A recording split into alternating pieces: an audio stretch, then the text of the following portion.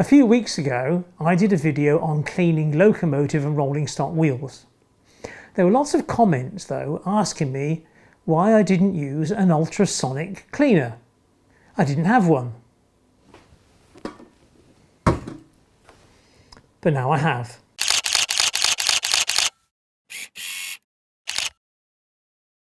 Hi, welcome back to Chadwick Model Railway. I'm Charlie, and if you're into unboxings, you've got the wrong channel. Now the story starts a couple of weeks ago, where I had these Helgian dogfish wagons, and as you can see, with their brass wheels.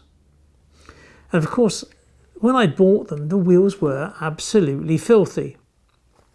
So how could we clean them? Well, I tried various methods, but I then eventually opted for using my Dremel and a brass brush. Brass brush on brass wheels, what could go wrong? Well, quite a lot actually. Because as I was using these in the Dremel, cleaning the wheels, I could actually feel stuff hitting me in the face. And it wasn't the carbon coming off the wheels, or whatever was on them, but it was the brass bristles, and as you can see, here's the remnants of it. So, not such a good idea. Brass on brass actually led to tiny scratches now on these dogfish wagons. If it had been brass on steel, it wouldn't have been such an issue, because obviously steel's harder, and therefore the brass won't leave grooves. There we go. So that's what led me down this route to the ultrasonic cleaner. Now, there's a gentleman with a retail outlet in a nearby town called Street, and he's a sort of a jeweller watch repairer, I believe, by trade, and he suggested buying one of these. What he also suggested was not buying one of the plastic oval type ones. They're very feminine, I suppose. God, that sounds sexist, doesn't it? But they're very pretty sort of things, rather than this is more of an industrial thing. So, what do you get in there? Well, there's obviously some kind of a tank inside, and you get a basket and a couple of little bits, and these are for putting necklaces or jewellery type things in, because items can't touch the bottom of this tank. So I imagine if you're putting little finicky bits in there that could fall through the gaps of this cradle, then that's what this is for. So there we go. So all you do is bung your stuff in there, such as my dogfish wheels perhaps, and then fill your tank to a predetermined level. Now, if you were to buy one of these, you've got to figure out what you're going to put in it before you buy it. And I'll come around to that in a bit. And also then gives you then the tank capacity. And what do you fill it with? Well, you can fill it with tap water, I imagine, but they suggest you use demineralized water. Now, I have, living in a damp cottage, a dehumidifier, and it produces, I don't know, 1 litre of water every 2 days or something. So that's ideal to use in this item here.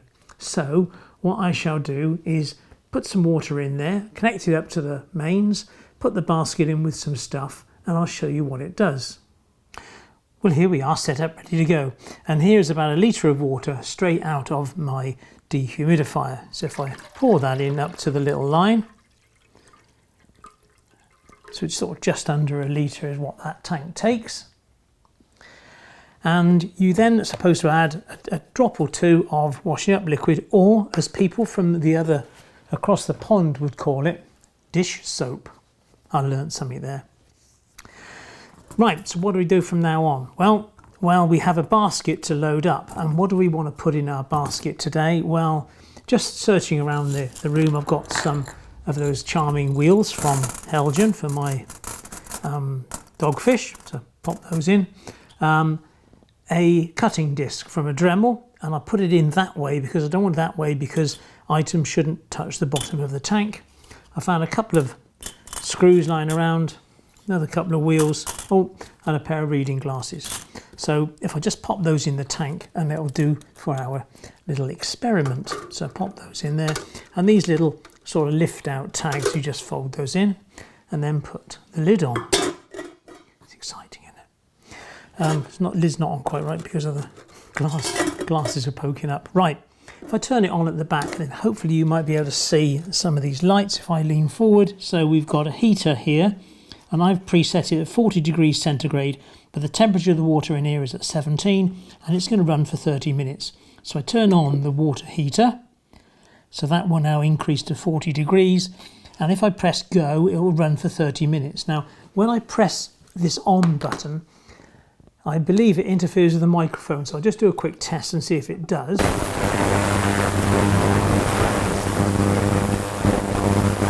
Again.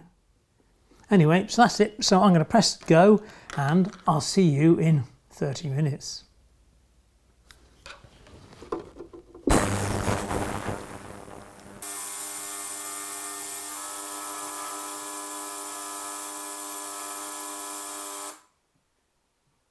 Well, 30 minutes has elapsed, so let's see what we've achieved. Now you can see on the front it actually went to 42 degrees, it's back down to 41. So that's not the most accurate thermostat in the world, but it just ran around for 30 minutes and then stopped. So it was kind of straightforward really. If I take the lid off and try to keep some form of integrity around here. Yeah, the water is certainly warm, that's for sure. Take out my little tray and dump that down, and in a bit I'll show you inside. Oh, should have turned the power off first, really, shouldn't I? And in a bit I'll show you the muck that's in the tank. If I can swap these two over, push the tank out of the way, and then we can have a little look to see how we're doing with the stuff in the basket. Ba-da-bum. Exciting stuff. Right, well, the Dremel wheel is better. It's certainly a few bits missing from there. Yeah, sorry, when I say bits, I mean debris. Me specs, there's certainly no damage to them, that's for sure. And they do look clean. Though, to be perfectly honest, I'm not sure how dirty they were in the first place, but there we are. My screws are better. Yeah, they're a little bit better. Most of the corrosion's gone from those, if you can see that. And then we're back to my dreaded wheels, and these have been in this component here quite a few times, I must confess, but they are getting, they are getting slowly but surely cleaner. And what I've been doing, to be perfectly honest, I have run this several times since it's arrived, because I wouldn't want to do a review of this item, just a one-off. It would be unfair, because it might work perfectly, but then 10 minutes later the thing might pack up. So these wheels, I've been around the buoy a few times, and they are certainly getting cleaner. Whether it's the best tool in the world, I don't know. Now, a few days ago, I got a hold of this Bachmann hopper van with particularly horrible weathering and thought, I know, I'll pop that in. I didn't put it in the basket. I just let it in the tank on its own, because it seemed to float. Anyway, so I set it for 48 degrees for 20 minutes and hit the start button, and we're ready for such a wonderful reaction. Returning 20 minutes later, I was astounded to find absolutely no change whatsoever. What was a grotty paint job remains a grotty paint job. Removing paint from plastic is not one of its attributes. So here's the few pieces of debris you can see from the first run. But now time moved on, and I want to show you something else, which is probably the real reason that I bought it. And that is because I use a airbrush, well, two airbrushes actually. I thought that airbrushing, cleaning airbrushes might be an attribute for this tool. So what I'm going to do now is strip down both of my airbrushes and plonk those in. Now, having stripped the first airbrush down, actually I'm going to do them one at a time. The last thing I need to do is confuse the bits. The two crowns and the trigger mechanism I've put inside that little round cradle, as it were, and we'll leave my water for 30 minutes after I've done this one. So I shall put this one in for 30 minutes and then I'll put the other one in for 30 minutes and see you in an hour. Well, that's the end of the second one. So we shall empty this one out and take a look at these. I must confess they do look, at least from the outside, remarkably cleaner. But of course it's the guts of the airbrushes that really matter.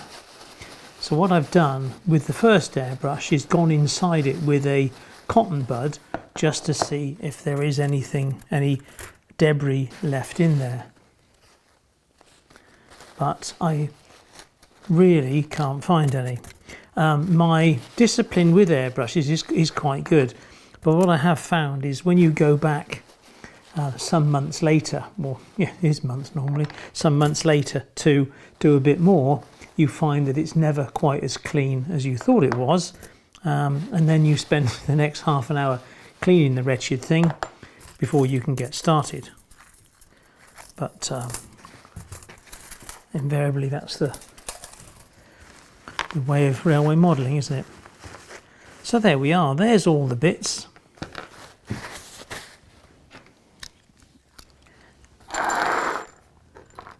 And if I lean across and get some cotton buds, and this one here has always been an issue with paint up this orifice. It almost sounds rude, doesn't it?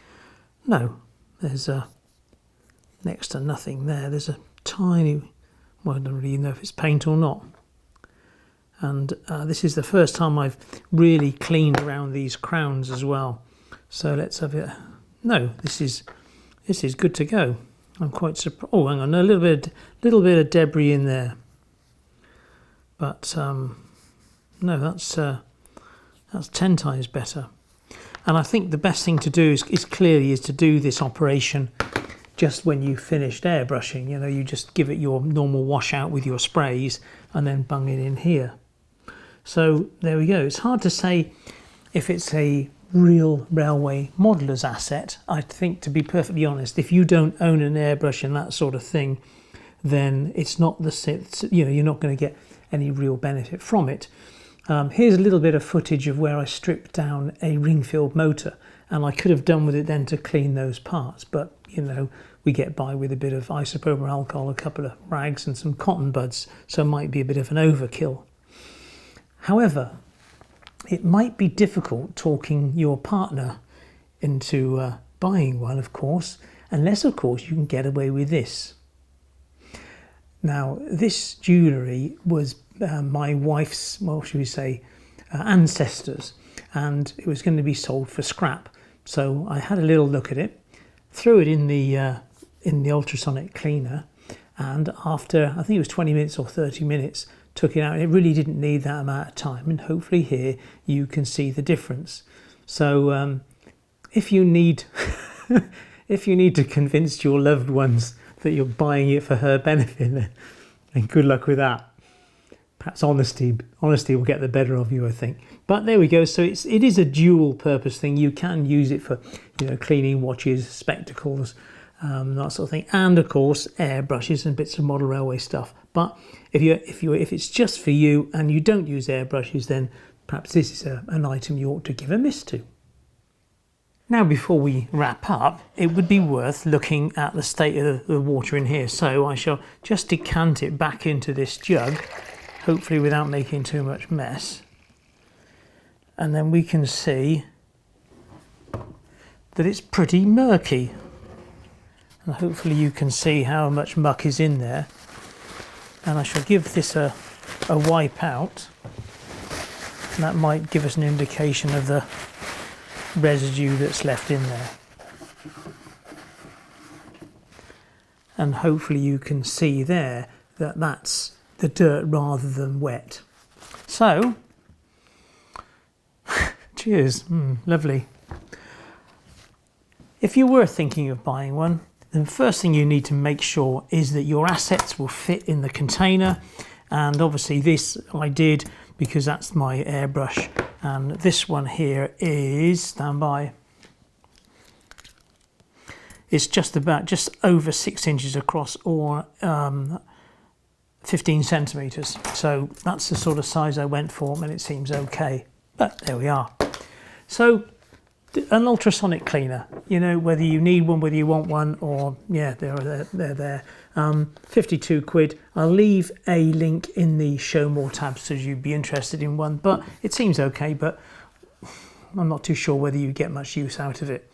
But that just about wraps this one up. And as usual, I'd like to thank the patrons, because it's my patrons that make it possible to buy stuff like this to test on your behalf. So if you want to become a patron, there's the button. If you haven't subscribed, there should be a button there for that. And don't forget to give us a thumbs up as well. And I'll see you in 2 weeks' time in a video here and here to keep you going. Thanks a lot. Take care. Bye-bye.